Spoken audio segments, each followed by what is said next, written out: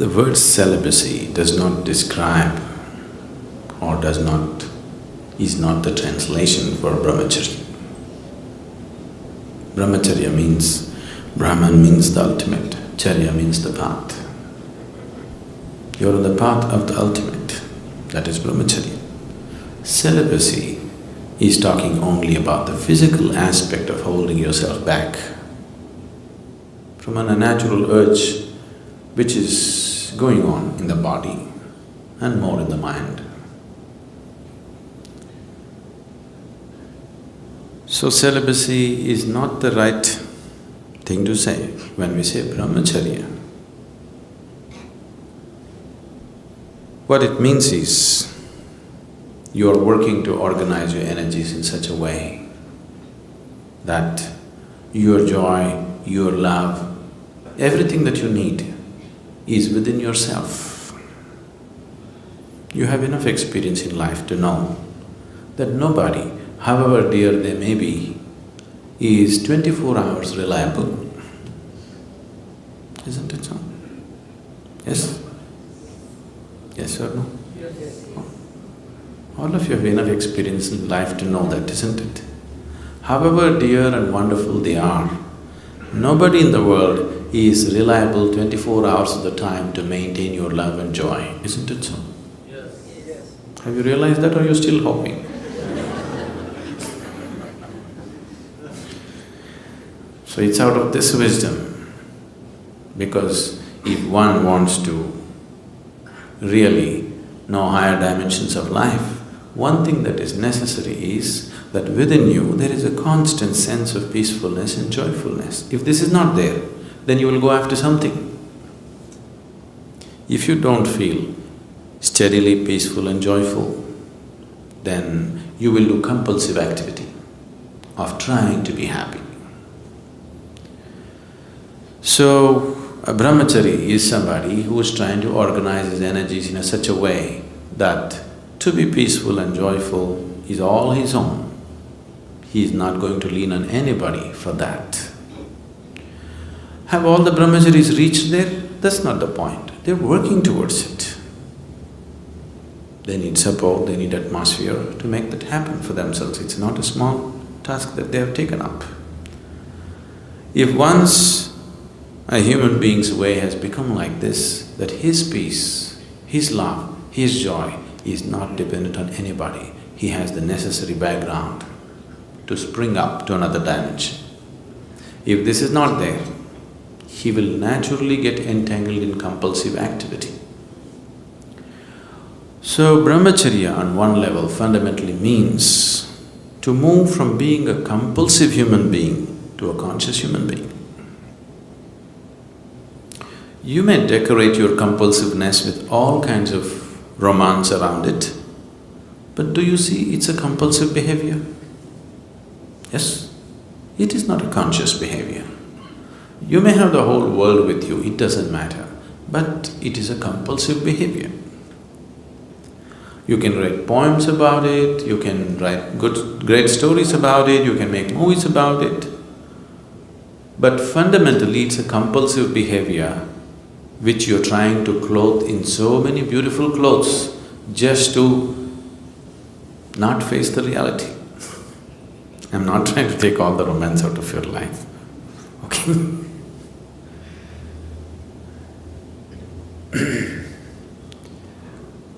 Once someone understands that if I'm involved in compulsive activity, I will never go where I want to go.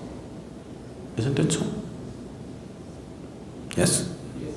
If one is compulsive in his life, there is no question of he having a goal to reach or attaining a certain state or whatever. Compulsiveness means a very deep sense of slavery, isn't it? So one who has realized this naturally seeks to become conscious. So it is from this understanding that we said, if you really wanting to make a journey, you should drop your compulsiveness and bring consciousness to every aspect of your life. So that is brahmacharya. Celibacy is an ugly word because without the necessary understanding nor necessary sadhana nor energy, you just trying to hold yourself back, then you will suffer. If your energies were organized in such a way that all the time you're high, really high within yourself, you won't lean on anybody for these things, isn't it? Oh, I'm not like that right now, what to do?